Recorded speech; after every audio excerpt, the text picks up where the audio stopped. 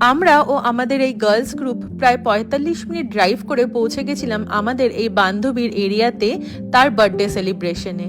তারই বাড়ির কাছের একটা রেস্টুরেন্টে সবাই মিলে একসাথে খাওয়া দাওয়া, কেক কাটিং এবং বার্থডে সেলিব্রেশন করার পর ভাবলাম এরপর কোথায় যাওয়া যায়। প্রায় রাত ১০টা বেজে গেছে, রেস্টুরেন্ট বন্ধ, তো এবার আমাদের ফিরতে হবে।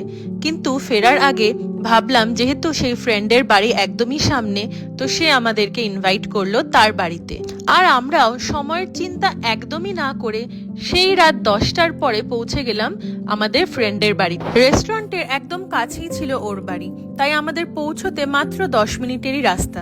বাড়ির ভেতরের এত সুন্দর স্পেস আর ট্রেডিশনাল ইয়েট মডার্ন এই ডেকর আমাদের সত্যি অ্যাট্রাক্ট করলো। I guess this was the first time যে আমরা সবাই মিলে ওর বাড়িতে গেছিলাম।